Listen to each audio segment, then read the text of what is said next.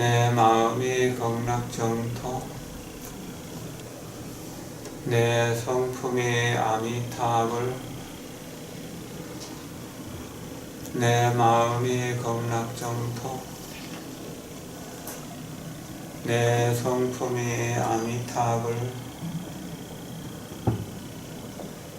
내 마음이 극락정토 내 성품이 아미타불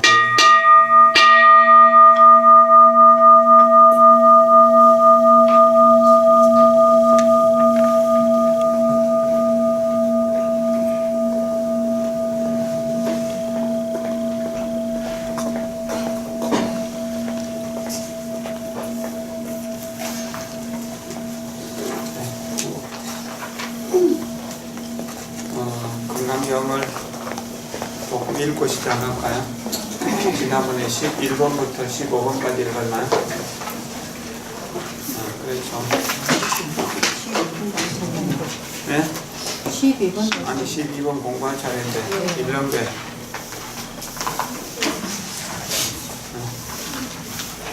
11번부터 시작해가지고 15번까지 읽도록 합시다.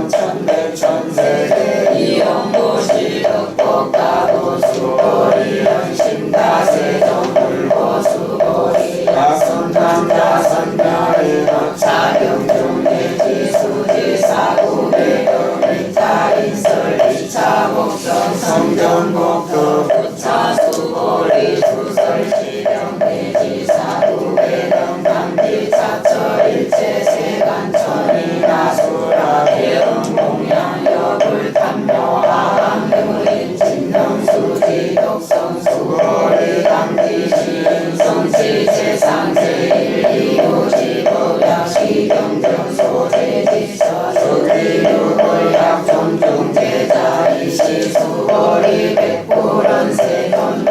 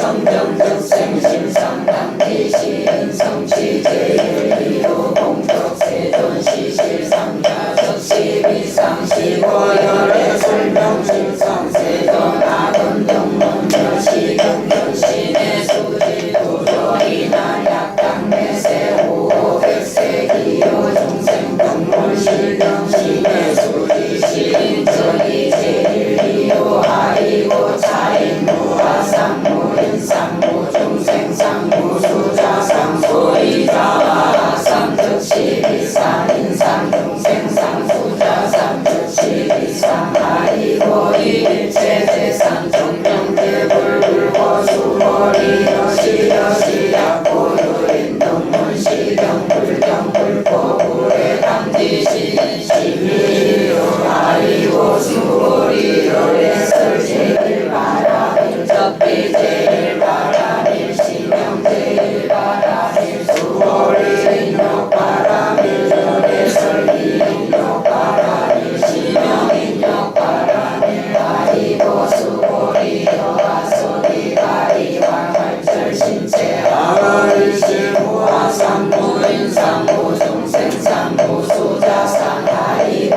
아호왕석 절절지혜 시야교화상 인상 중생상 수자상 정생지난 수거리 운영가도 오백세자 인명선이 너희 소세 무아상 무인상 무중생상 무수자상 시고수거리 고살로미 일체상 바라명가라 삼작상 도리신 불응주색생신 불응주성량기 촉법생시 흥생무소주신 약신두주적이기주시고 불설보살신 불응주색도시 수고리 보살이 일체중생은 여시도시 여해설 일체재상 즉시비상 우설 일체중생 즉비중생 수고리 여해시지 여자 시여자 여자 불방여자 불여자 수고리 여해 소득고 차범 무실무어 수고리 약보살 신주어 거리 행보시 여인이랑 정무소연 약보살 신부주거 이행보시 여인 유모 일반 명조 근동정세 수고리 향내지세 야누순 남자 선녀인 너어 차량 수지 독성 즉이 열애 이불지혜 실지시인 실견시인 개덕성치 무량 무령 공덕 수고리 야주 선남자 선녀인 초일본이 하마사 등신보시 중일본 구일 하마사 등신보시 구일본 여기 하마사 등신보시 여시 무량 백천만원 거리신보시 약구룰린 군사등등 신신무력 기복성기 하왕소사 수지 독성이 예술 수고리 이호은지 시경루 불가사리 불가친량 무병공도 열애 이발대성자설 이발체상성자설 야유린 능수지 독성가니 인설 열애 실지시인 실견시인 대덕성치 불가량 불가친 무효경 불가사리 공도요시 등적이 하담열애 안욕가라 삼약삼보리 아이고 수보리 야교서 법자사라견 인견 중생견 수자견 저거 차량 물론 정수 독성이 인해설 수보리 대제처처 야교차견 일체세간천이 아수라 소음공양 당지자처 저기 식당 개원공양 장례기요 이세하야 일상기처 부차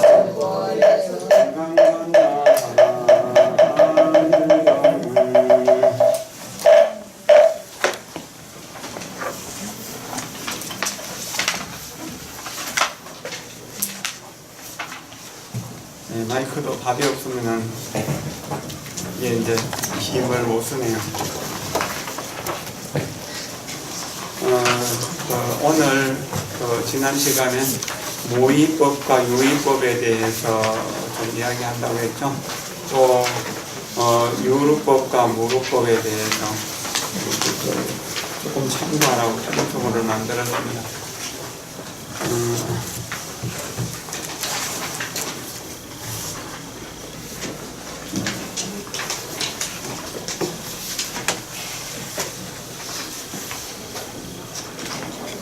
등불이 밝다고 하잖아요. 그러나 햇빛과 비교하면 밝음이 어찌 되나요? 비교가 안 되죠. 이렇게 인위적으로 만든 등불들은 이게 전기불이라고 하더라도 그렇고 그 밖에 뭐 이렇게 촛불이나 그런 것들은 더 말할 것도 없죠. 그것이 다 유리법이라고 이야기할 수 있고, 이것은 배터리가 다 되면 더 이상 역할을 할 수가 없는 거거든요. 에너지가 고갈되면. 그러나 태양의 빛은 어떻습니까? 태양의 빛은 아무리 많이 사용한다고 하더라도 줄어드는 일이 있나요? 줄어드는 일이 없죠. 줄어드는 일이 없는 것을 무위법이라고 이렇게 이야기합니다. 내가 어떤 의도를 가지고 한 보시는 유의예요. 뭔가 합이 있거든요. 그런데 나도 프린트물 하나 주죠. 그런데 어떤 의도가 없이 순수한 마음으로, 진실한 마음으로 그렇게 할 때, 되게 순수하고 진실한 마음, 여기서 나온 게 무위예요. 여기 조작이 없습니다. 일체유의법 여몽한포역 할 때, 요 유의법이기 때문에, 유의이기 때문에 뭐죠? 몽한포령인 거예요. 그런데 유의의 세상에 살더라도 우리가 무의로 살면은 이 여몽한포령, 꿈 같고 환 같고 물거품 같고 그림자 같은 메아리 같은 그런 것이라도 실제의 법신이 되는 겁니다. 우리의 견해가 바뀌면은, 우리의 유의의 견해가 무의로 바뀌면은 그대로가 여기 실상인 겁니다. 실제 모습이에요.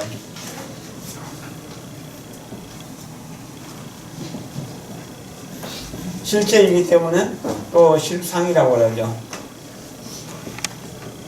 실제상, 실상, 실상이고 실제라는 겁니다.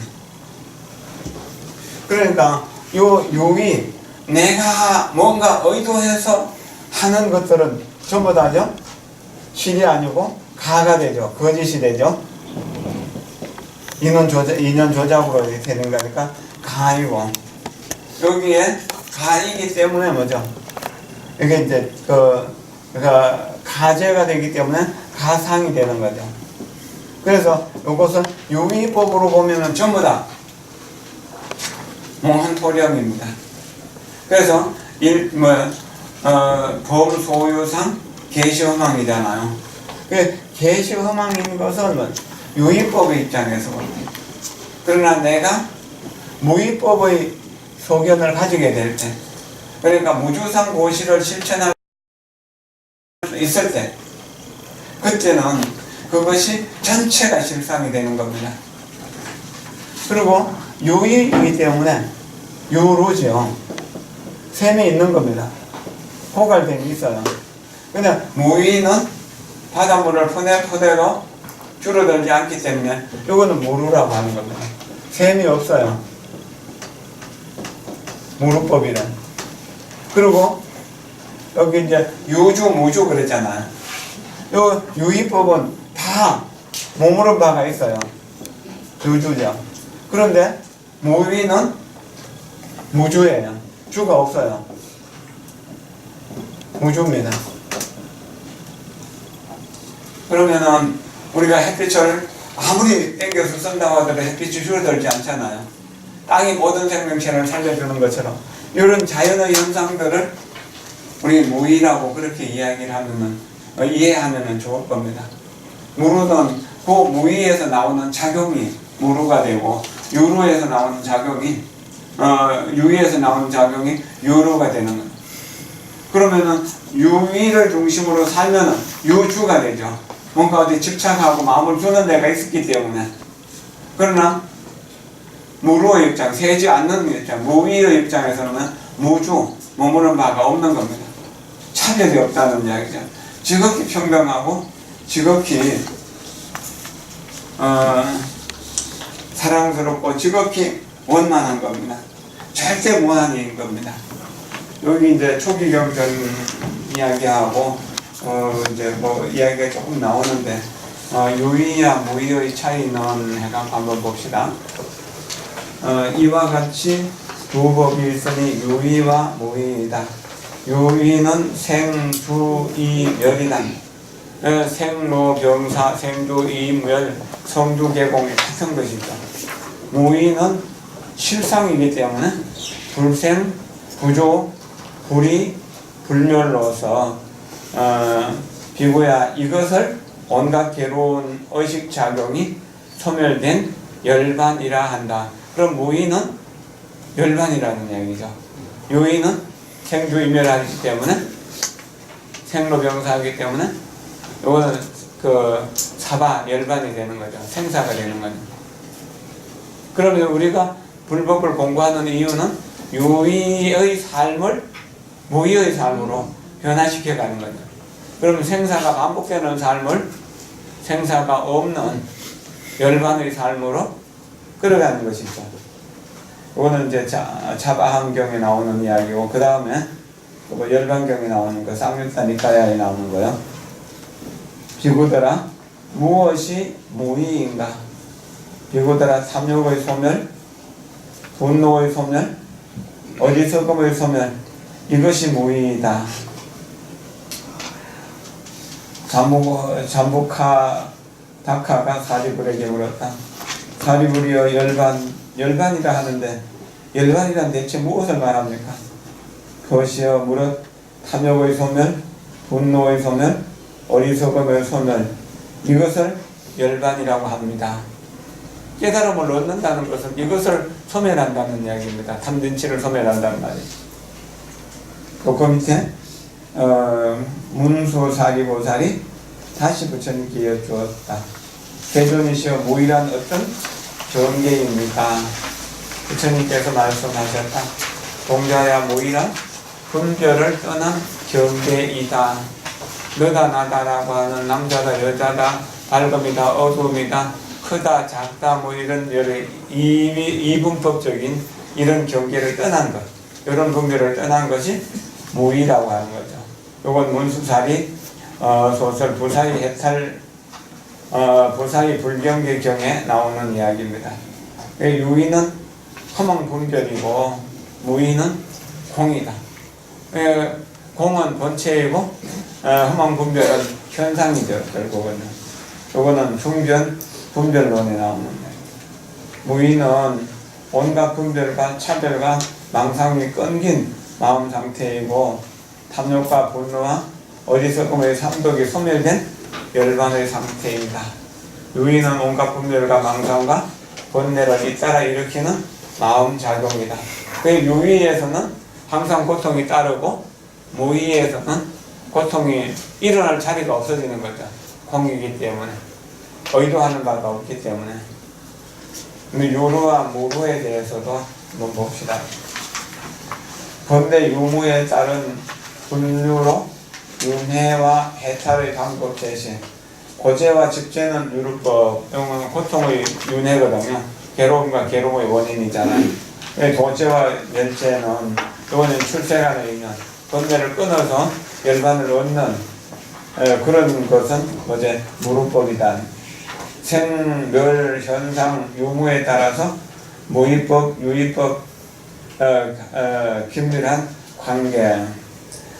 초기 불교에서 말하는 유루와 무루는 일체법, 제법을 분별, 망상, 번뇌의 유무에 따라 분류하는 방식을 말합니다. 유루법이란 마음이 다양한 분별, 망상에 오염되거나 모든 것을 총칭하는 표현으로 넓은 의미로는 분별, 망상, 번뇌와 동의어입니다. 누라고 하는 것, 셋다라고 하는 말은 어원적으로 대체적으로 누설이라고 하는 거예요. 청기 누설이라든지 샌다는 이야기죠. 누설의 의미로 해석되는데 즉 오염 이나 번뇌는 육근에서 흘러나와 마음을 산란하게 하는 것으로 설명됩니다. 한편 초기 경전에서는 맥락에 따라 누가 새어 들어온이라는 의미로 누입이나 유입으로 해석되기도 했습니다. 악법이 들어온다는 의미죠. 하여튼 유로란 마음이 분별, 망상, 번뇌에 물들어 있는 상태를 말합니다. 우리들의 마음 상태는 다 유로일 수밖에 없는 것이죠. 반면에 무루란 마음이 분별, 망상, 번뇌에 오염되거나 물들지 않은 상태를 칭하거나 분별, 망상, 번뇌와 오염이 완전히 소멸된 상태를 말합니다. 유로와 무루는 아비달마 불교에서는 생멸 현상의 유무에 따라 유의와 무의로 분류하는 방식과도 매우 긴밀한 관계를 가집니다.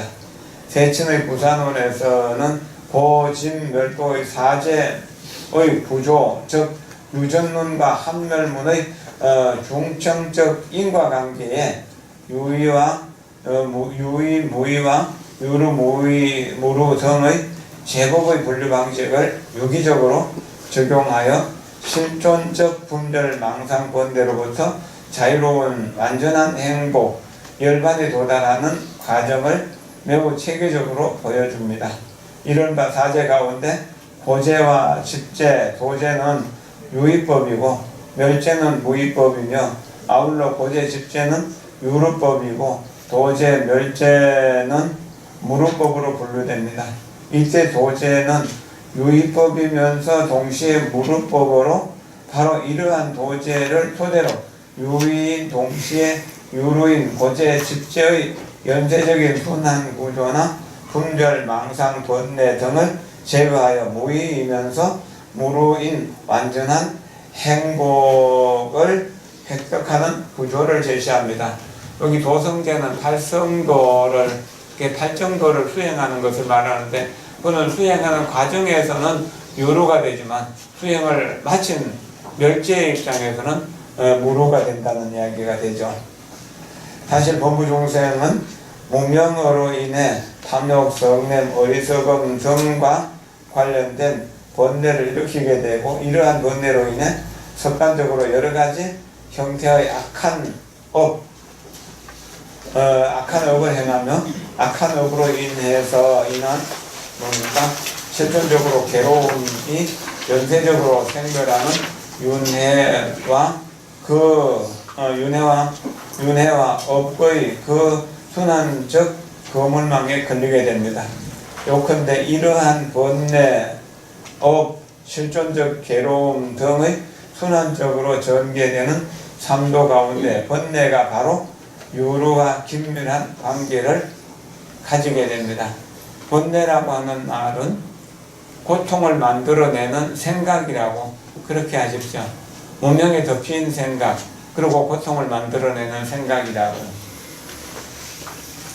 잡암경에서는 부처님, 붓다가 비구들에게 다음과 같이 설하고 있습니다. 내가 이제 유루법과 무루법을 설명할 것이다. 만약 색에 대해 번뇌가 있어 그것을 취한다면 그 색을 능히 사랑하고 성내는 마음을 일으킨다. 수상행도 마찬가지이며 또한 식에 대해 번뇌가 있어 그 식을 취한다면 그 식을 능히 사랑하고 성내는 마음을 일으키는데 이것을 무루법이라고 한다. 이 어떤 것을 무루법이라고 하는가? 존재하는 모든 색에 대해 번뇌가 없어서 그것을 받아들이지 않는다면 그 색은 과거에 속한 것이건 미래에 속한 것이건 현재에 속한 것이건 그 색을 사랑하고 성내는 마음을 일으키지 않는다. 수상행도 마찬가지이며 식에 대해 번뇌가 없어서 그 식을 받아들이지 않는다면 그 식은 과거에 속한 것이건 미래에 속한 것이건 현재에 속한 것이건 그 식을 사랑하거나 성내는 마음을 일으키지 않는데 이것을 무릇법이라고 한다. 위의 형설에 따르면은 범부 중생들이 색수상행식, 이걸 오온이라고 하는데 오온 자체를 우리 사람이라고 생각하고 나라고 생각하거든요. 오온의 번뇌가 있을 경우에는 이러한 번뇌에 집착해서 탐욕이나 성내는 마음, 어리석은 마음 등을 일으키는데 이를 유루법이라고 합니다. 반면에 색수상의 기성의 오온의 번뇌가 없을 경우에는 오온에 집착하여 탐욕이나 성내는 마음, 어리석은 마음 등을 일으키지 않는데 이를 무루법이라고 합니다. 결국 유루와 무루란 번뇌와 업의 긴밀한 관계를 통해 번뇌로 인한 선악을 분별하는 업에 따른 윤회의 길의 유전론과 깨달음을 인한 완전한 행복의 길, 환멸문을 제시한 것으로 이해됩니다. 대충 이렇게 어렵지 않기 때문에 한번 읽어보면은 아실 거고 모르는 두 번, 세 번 읽어보시고 내가 의도를 가졌다면은 이것은 분명 유루법이 되고 의도가 없이 모든 중생을 행복으로 이끌어 간다면 그것은 무루법이 된다라고 하는 것. 무위와 무루, 유위와 유루, 그리고 무주와 유주, 이런 것도 그와 전부 다 연관성이 있다고 그렇게 생각을 하시면은 어려움이 없을 것입니다.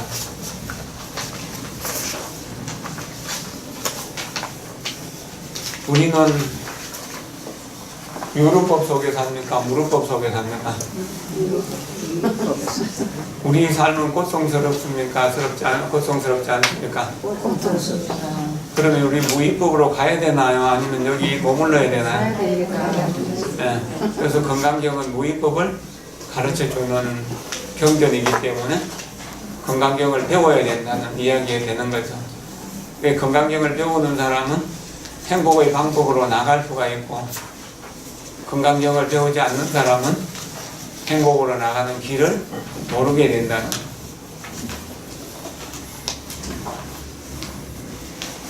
거예요. 그리고 이제 상과 봉에 대한, 성에 대한 문제 또 이와 같이 되는 겁니다. 그래서 내가 의도하는 어떤 일들이 나를 위하는 일이든 남을 위하는 일이든 고통을 만들어내는 원인이 된다는 겁니다. 왜 보시 하나를 주로 이야기를 하고 있지만요, 이 보시 하나만은 아닙니다. 모든 법이 다 그렇게 적용됩니다. 계율도 의도적으로 지키면은 유의계가 되고, 의도하지 않는데도 그냥 자연스럽게 계가 지켜진다면 무의의 계가 되는 겁니다. 무의의 계는 이제 그 선정을 깊이 닦아서 악행을 하고 싶어도 악행을 할 수 없는 선만이 딱 뭉쳐져 있는 상태, 이것을 정공계라고 하고, 그렇게 해서 완벽한 깨달음을 얻으면 모든 사람들을 살려주는 일만 하고 남들을 해치는 일을 할 수가 없어집니다. 그때를 그 도공계라고 그렇게 이야기합니다. 도와 함께하고 정과 함께하는 계를 가지게 될 때 이미 가진다는 생각 자체가 없어집니다. 근데 그것은 아라한과 이상을 얻은 사람이 아니면 불가능합니다. 연말이라서 이제 가족들과 낯선 가족들과 또 만나는 경우들도 있잖아요. 그럴 때 스트레스 받는 주부들이 많이 있다고 해가지고 제가 감사함 속에 살아가자고 하는 글 하나를 발표했습니다. 그 김나탄 스님 말씀입니다. 지난주에 나눠드렸던 행복한 삶, 길상경에 나오는 이야기입니다. 감사함 속에서 살아갈 때 우리의 삶에는 더 큰 행복이 자라게 됩니다. 감사할 줄 아는 사람은 큰 행복을 품은 사람입니다.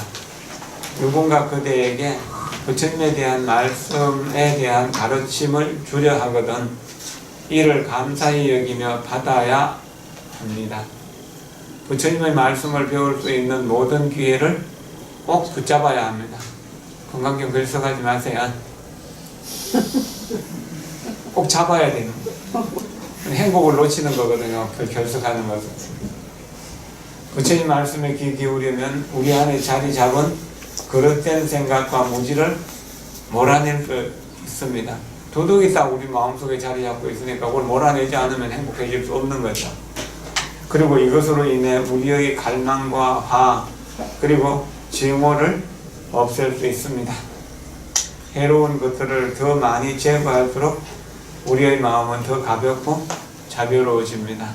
기도하고 명상하고 이렇게 공부를 할 때 해로운 것을 분별할 줄 알고 해로운 것을 버리게 되는 것입니다.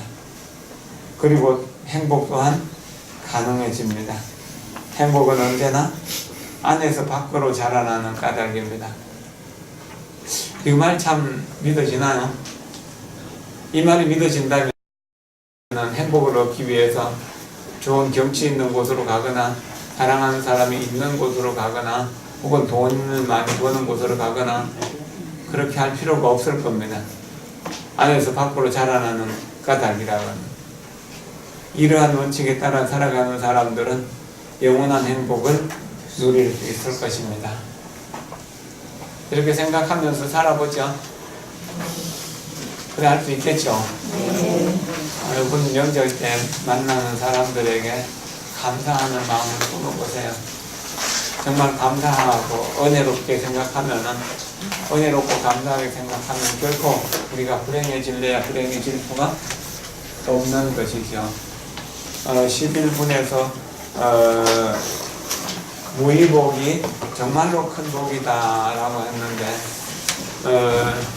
설 음식을 준비하거나 제사를 모시고 설거지를 하고 손님 대접을 할 때 우리가 무의복을 쓸 수 있으면 참 좋겠어요. 근데 내가 좀 힘들어도 내가 힘들게 만든 음식을 맛있게 먹어줘서 고맙다. 내가 먹은 음식을 먹고 재미있게 놀아줘서 고맙다. 그래 내가 설거지를 하고 청소를 하고 치다거리를 하느라고 복을 이렇게 고생하는 것이 아니라 복을 지을 수 있는 기회를 줘서 고맙다. 감사하다. 그렇게 하면은 어쩔까요? 명절 증후군이라고 해갖고 명절 지나고 나면 이혼하는 눈이 늘어지는 남자인데 그래서는 안 되잖아요. 내가 사랑하는 사람을 위해서 만든 음식 이것을 나누어 먹는데 함께 기뻐하고 즐거워해야 되잖아요.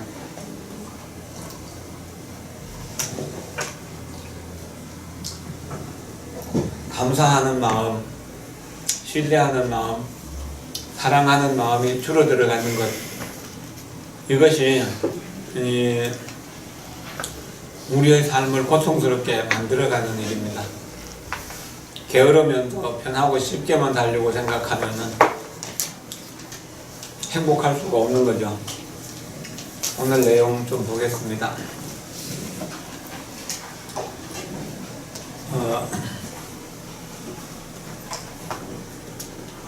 존중 정교분 제12 존중 정교를 존중한다라고 하는 말입니다. 이 건강경이 정교다 바른 가르침이다. 화엄경이 바른 가르침이다. 법화경이 바른 가르침이다. 그래서 부처님 가르침이 바른 가르침이다 라고 생각하고 부처님 가르침을 존중해야 된다는 이야기입니다. 다시 수고리양 수설시경하되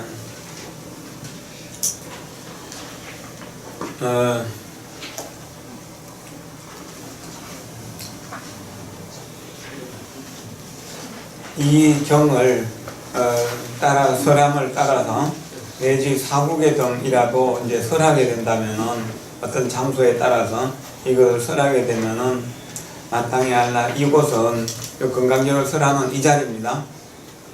일체 세간의 천상 인간 아수라 천룡 팔부가 다 응당히 공경하기를 여불탐묘 부처님의 탐묘와 같이 할 것이다. 어찌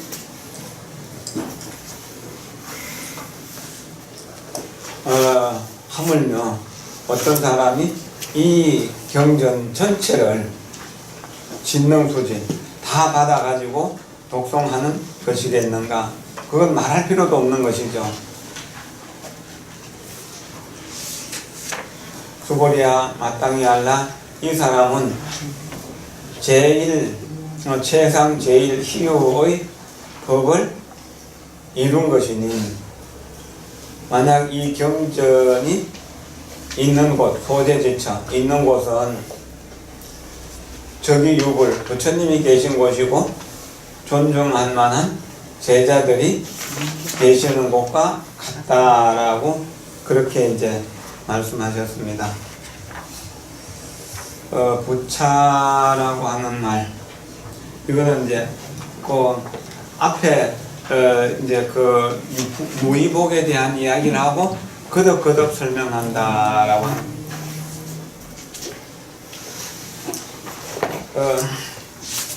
수설시경이라고 했는데, 수설이라고 하는 말은 어떤 한정을 짓지 않는다. 어디서더라도 라는 뜻인데요. 얘들은 이렇게 보셨습니다. 수를 한정하지 않는다는 말인데, 무엇을 한정하지 않는다는 말인가 하면은요, 성인, 스님이나 또 속인을 가리지 않는다. 또 범부나 성인을 가리지 않는다는 것, 논하지 않는다는 것. 범부에게나 성인에게나 스님들에게나 속인에게나 똑같이 해설한다는 이야기입니다. 또 근기에 예리한 사람이나 좋은 근기를 논하지 않는다. 아주 뛰어난 근기든 아주 하열한 근기든 상관없이 언제나 건강경을 설할 수 있다는 이야기죠. 그 다음에 글을 따놓으면 다소와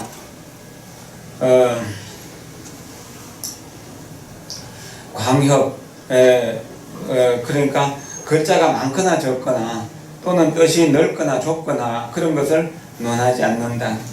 네 번째는 장소를 따르면 도시든지 농촌이든지 이런데 사람이 많이 모이는 곳이나 사람이 저는 모이지 않는 곳이나 한 사람이라도 법을 배울 사람이 있으면 거기서 설한다는 거죠. 그 다음에 시를 따르면 주야장단을 논하지 않는다. 밤이든 낮이든 짧게 하든 길게 하든 그냥 이렇게 건강경을 설한다는 거죠. 그리고 대중을 따르지 않는다. 따르면 많고 적고 대중이 많고 적고 그런 것을 논하지 않는다. 마땅히 설할 수 있는 인연을 만나면은 건강경을 설해야 된다. 이게 참 중요한 일입니다. 중국에 옛날에 뭐 한 100년 전쯤에 전법을 하던 스님들이 대중의 많고 적음을 논하지 않는다. 거리와 멀고 가깝고 상관없이 건강경을 들으려고 하는 사람이 있으면 가서 설한다. 그래서 허운대사 같은 경우 100살이 훨씬 넘었는데도 115살, 116살 이렇게 됐을 때도 저기 몇천 리 밖에서 상하이까지 혹은 홍콩까지 내려오셔가지고 그렇게 법문하시고 그런 사례들도 있거든요. 그리고 경을 설하고 받는 도시의 많고 적음을 논하지 않는다. 뭐 그런 것들도 이렇게 이제 자기 나름대로 어떤 것을 정한 그런 게 있습니다. 사국에만이라도 장소를 따라서 어쨌든 사국에만이라도 설하게 하면은 마땅히 알라, 분명하게 알라, 잊지 말고 반드시 알아라.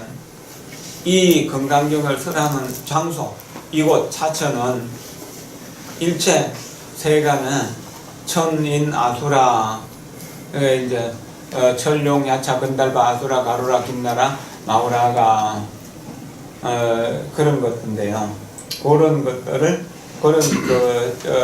이들이 모두 다가 신장들인데 부처님 법을 옹호하기를 소원했던 분들입니다. 그런 분들이 다 보호해 주시고 다 응당히 공양하는데 부처님의 탑이나 또 부처님을 모신 절과 같이 이렇게 할 것이다. 부처님이 공양하는 것과 똑같이 할 것이다. 공양이라고 하는 것은 유의법의 입장에서 물질적인 것으로 본다면은 향공양, 옷공양, 그 다음에 보배, 영락공양, 문수보살, 보현보살, 관세보살, 대세제보살 이런 대보살들 보면은 보배 영락을 주렁주렁 걸고 있고 아주 화려한 옷을 입고 있는 모습을 보이잖아요. 이런 걸 공양한다는 겁니다. 그 다음에 이제 향도 여러 가지 향이 있는데 가루향, 또 바르는 향, 그 다음에 태우는 향. 우리는 태우는 향을 주로 쓰는데 이제 이 향이 질이 별로 안 좋고 또 겨울에는 문을 닫아 놓기 때문에 부전수인 목을 많이 기관지를 많이 버리게 되는 경우들도 있습니다. 그러니까 향을 좀 이제 좋은 향이 아니면 안 쓰는 게 좋을 것 같아요. 그 다음에 번개, 번이라고 하는 거는 이제 그 깃발이고요. 개라고 하는 것은 일산. 부처님 당시에 그쪽에는 더웠기 때문에 일산 혹은 양산을 바치는 경우들이 많았습니다. 아주 화려하게 해갖고 양산을 바치죠.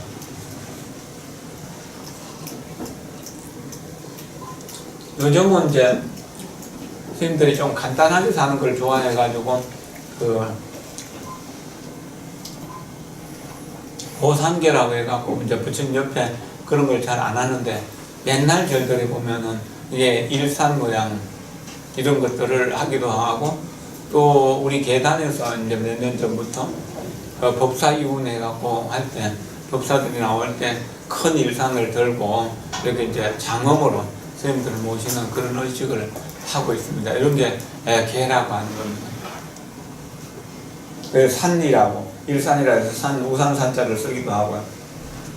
그 다음에 이제 옷, 의복을 공양하는 것, 약품을 공양하는 것, 그 다음에 이제 기약으로서 공양하는 것도 있습니다.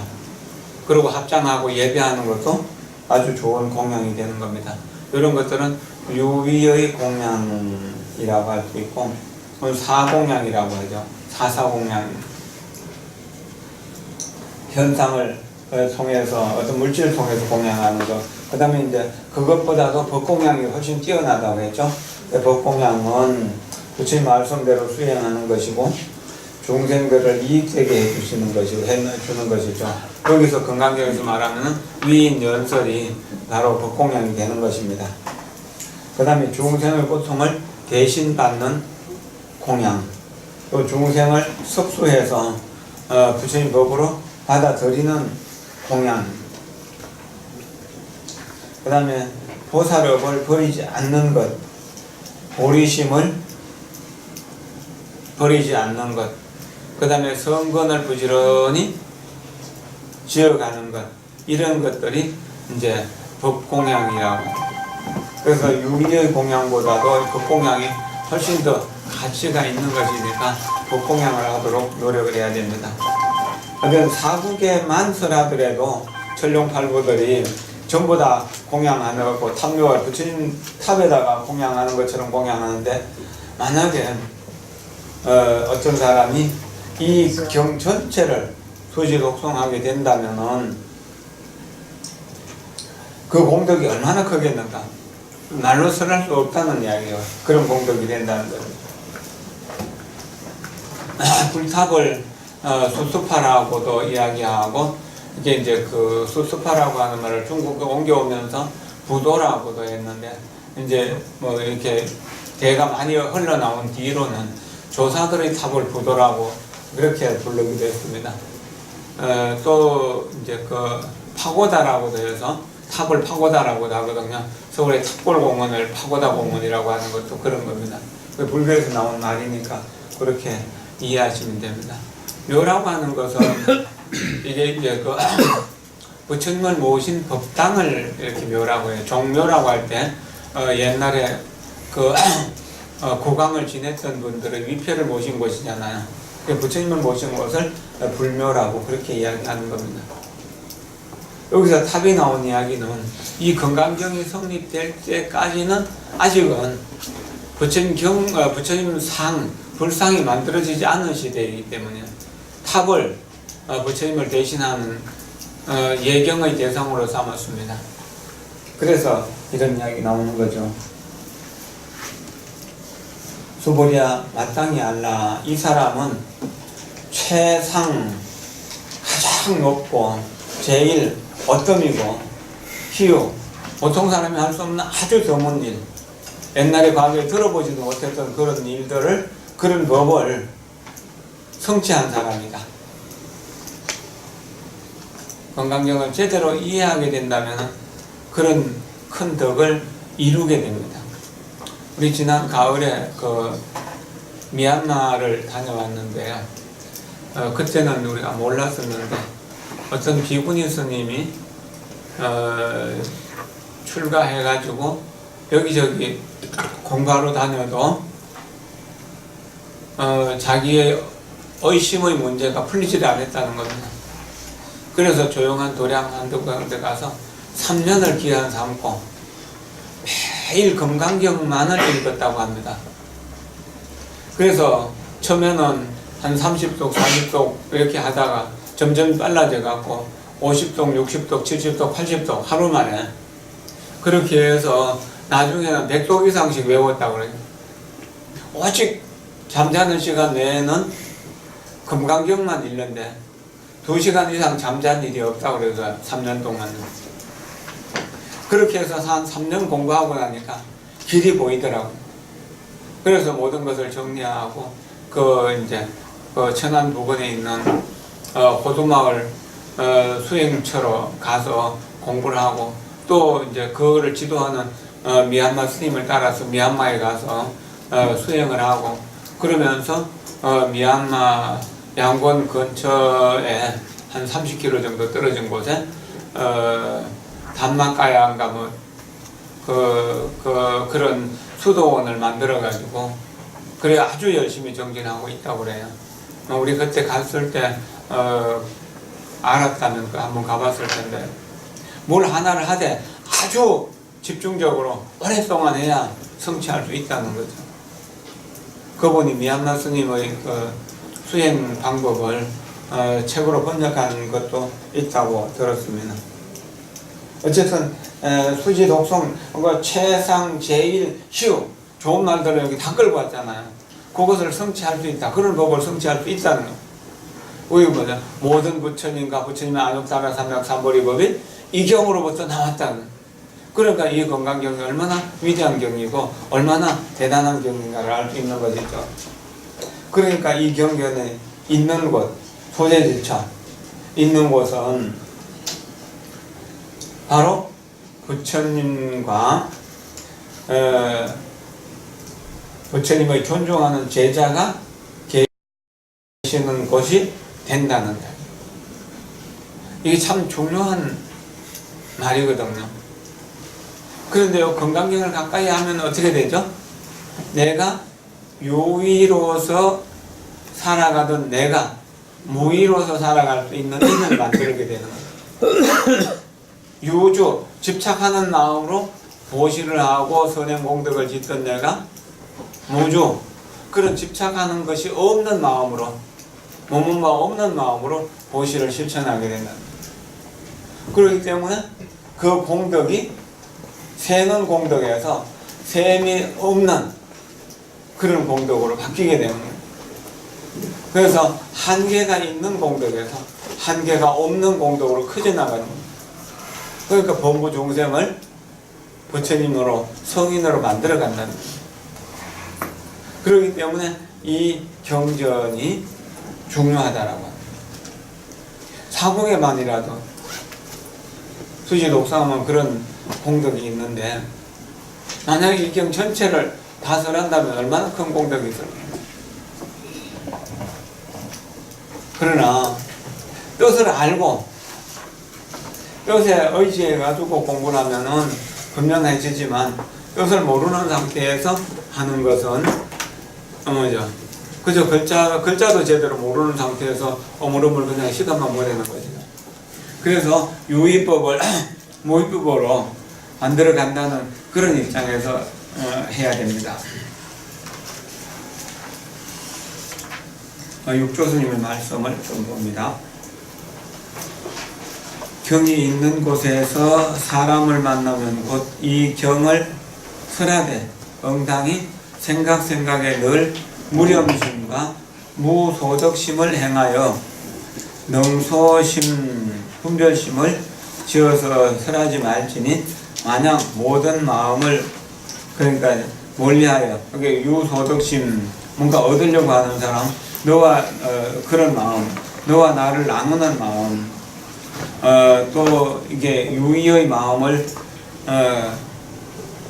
가지고 그런 것을 멀리해서 항상 무소득심에 의지하면 곧 이 몸 가운데 열의 전신살이가 있게 된다. 그런 까닭으로 부처님의 탐묘와 같다고 함이니라.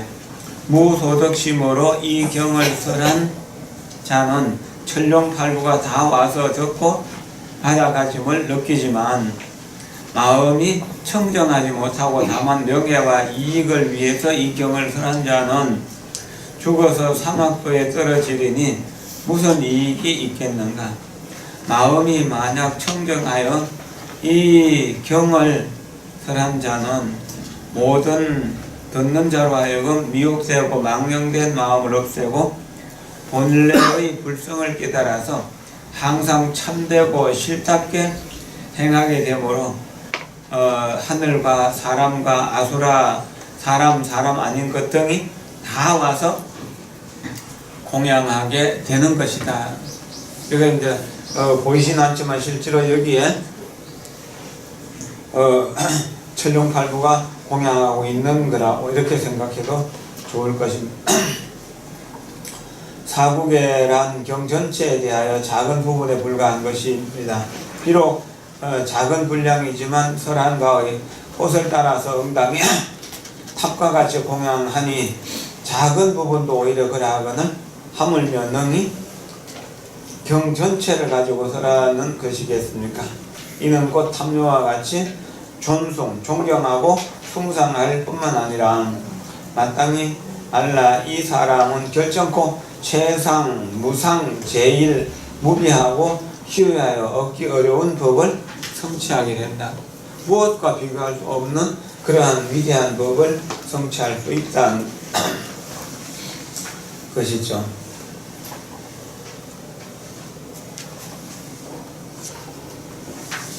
무비스님도 여기에 대해서 짤막하게 말씀을 남겼는데 보겠습니다. 올바른 가르침은 존중되어야 합니다. 이 세상에는 가르침도 많고 주의 주장도 많습니다. 그러나 무엇이 진정 가치 있는 가르침이며 존중되어야 할 사상입니까? 그것은 곧 이 금강경의 가르침이며 반야바라밀의 사상인 것입니다. 반야는 만유의 진정한 생명이며 모든 존재의 근원인 것입니다. 그러므로 반야를 수시 독송하고 설하는 사람은 마땅히 높이 존중되어야 합니다. 그는 최상의 진리, 희유한 진리를 성취한 사람이기 때문입니다. 우리는 그를 일러 성자이며 깨어있는 사람이며 참사람이라고 합니다. 불법을 공부하면서 여러분들은 어떻습니까? 저는 이제 요즘 들어서 좀 많이 느끼는 것, 그것은 아까 이제 팔간제기 때도 말씀드린 것처럼 사람을 미워하거나 나쁜 일을 할 수가 없어져 간다는 것, 그래서 좋은 일을 할 수밖에 없어진다는 것, 그리고 차별하는 생각이 옛날보다 현저하게 줄어든다는 것, 평등하게 이익을 주려고 하는 마음이 생긴다라고 하는 것.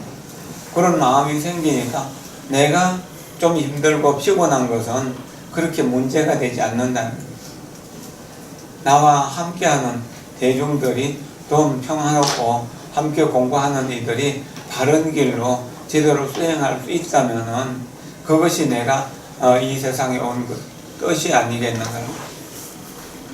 성운대사의 그 업적을 기록한 이제 그 불광삼사 50년 그 기록에 보면 성운대사는 올 때도 중생을 위해서 오시고 또 어떤 불사를 할 때도 중생을 위해서 불사를 하시고 어떤 강의를 하거나 글을 쓰는 것도 전부 중생을 위해서 하셨다고 하는데 바로 중생의 마음을 부처님의 마음으로 만드는 그런 일이기 때문에 불사라고 그렇게 했던 것입니다.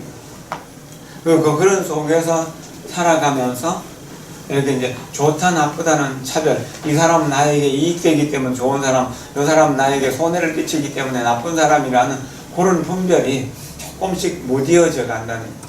그러면 똑같이 사랑할 수 있고 똑같이 이익을 줄 수 있는 그런 마음이 생겨난다는 거죠. 그러니까 유의의 법에서 무의의 법으로, 그래서 유주의 법에서 무주의 법으로, 그래서 유로의 법에서 무로의 법으로 간다는, 이렇게 이제 가는 겁니다. 물론 지금 방향을 설정했지만 과거에 살아왔던 습관들이 계속 발목을 잡기 때문에 내가 거기서 넘어지고 자빠지고 뭐 뭔가 고통을 겪죠. 그렇지만 내가 목표로 하는 무의의 삶, 부처님의 삶이죠. 깨달은 사람의 삶을 따라가려고 하는 그 마음은 변치 않기 때문에 크게 어긋나는 일은 없을 것이라고 생각됩니다. 그리고 이렇게 불법을 공부하는 중에 느끼는 것은 사람의 생명이 얼마나 존귀한 것인가. 그리고 사람뿐만 아니라 모든 중생들의 생명이 소중하다. 그러니까 바른 길로 이끌지 않으면 안 된다라고 하는 그런 생각이 새록새록 생겨난다는 것. 이것이 불법을 배운 이익일 거라고 생각됩니다. 그리고 소중하게 생각하기 때문에 이제 사람들이 모이기 시작하고 어떤 일을 하면은 일이 풀릴 수 있는 길이 나타나게 된다. 생명을 소중하게 여기는 것, 사람을 소중하게 여기는 것. 이게 이제 현대인들에게서 부족한 부분이 그거예요. 사람을 소중하게 여기는 것, 사람의 생명을 소중하게 여기는 것, 여러 부분에 부족한 거예요. 대신에 뭐를 소중하게 여깁니까? 돈이라든지 물질을 소중하게 여기죠. 싸움의 중심에 여기 있잖아요. 그 다음에 권력 때문에 그렇죠. 권력을 소중하게 여기기 때문에. 그 다음에 명예 때문에 그렇죠. 이런 것들이죠. 그리고 이런 것들을 뭐라 그럽니까? 자존심이라고 그러잖아요. 그 자존심을 아상이라고 하거든요. 아가 있기 때문에 그렇죠. 근데 아가 점점 돈이 많아지고 명예가 생기고 권력이 생기고 주변에 좋은 사람이 생기면은 아가 점점 강화되는 거예요. 아가 강화된다는 거. 나라고 하는 아상이 강화될 때 따라오는 게 뭡니까? 고통이죠. 그렇죠? 그러면 불법을 공부할수록 아상이 파괴되면은 명예에 대한 집착도, 돈에 대한 집착도, 권력에 대한 집착도 없어지게 되죠. 줄어들게 되죠. 그때부터 우리가 진정 평화로움을 얻을 수 있어진다는 겁니다. 불교를 공부하면서 가장 가까운 가족, 부모에게, 또 부부 사이에, 또 자식들에게, 또 형제들에게 그 관계가 좀 더 따뜻하고 편안하게 다가갈 수 있으면은 불법을 제대로 공부하는 것입니다. 그러나 점점 관계성이 나빠져서 나는 죽을 때까지 저 사람 안 볼 거야. 나는 죽을 때까지 저 사람 잘못되도록 지옥에 가도록 기도할 거야. 만약에 그런 마음이 생긴다면 그 사람은 이미 지옥 안에 있는 거죠. 나 자신을 해치지 않고 남을 해칠 수 있는 방법은 없기 때문에 그래. 자꾸 부처님 가르침을 읽고 또 읽고 쓰고 또 쓰고 외우고 그렇게 해서 그것이 내 것이 되어서 경전이 내 것이 된다는 것은 부처님의 가르침이 부처님이 내가 된다는 것. 내가 부처님이 되어가는 것이거든요. 우리는 문자가 없이는 뜻을 전달할 수가 없잖아요. 또 문자를 읽는 글이 없으면, 말이 없으면 말을 하지 않으면 뜻을 전달할 수 있는 방법이 없잖아요. 그러니까 부처님의 말씀에 의지해서 간조받나 내 자신을 비추어 보게 되고, 또 비추어 보니까 내 마음속에 본래 불성이 들어있다는 것을 확신하게 되는 겁니다. 그러면 어떻게 해요? 부처님으로서의 생각과 부처님으로서의 말과 부처님으로서의 행동이 자연스럽게 이루어지게 된다는 겁니다. 그것이 0%에서 1%만 생겼다 해도 그건 대단한 거거든요.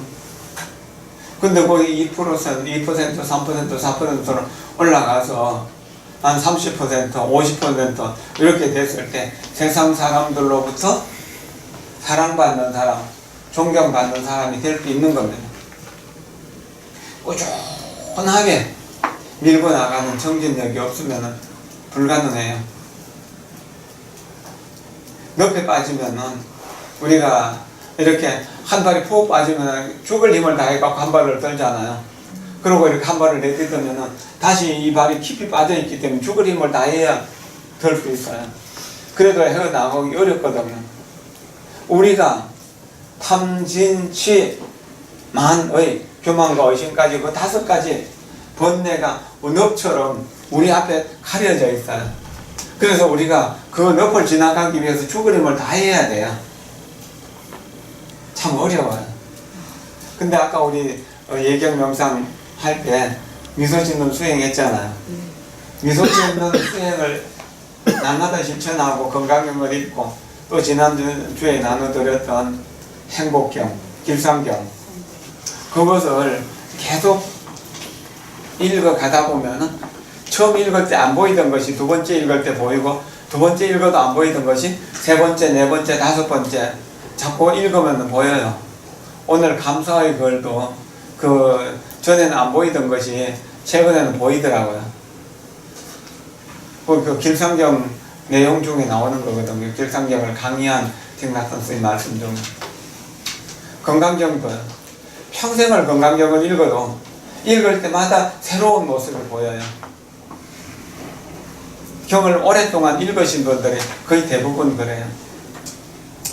저기 통도사에 계시는 법산 스님은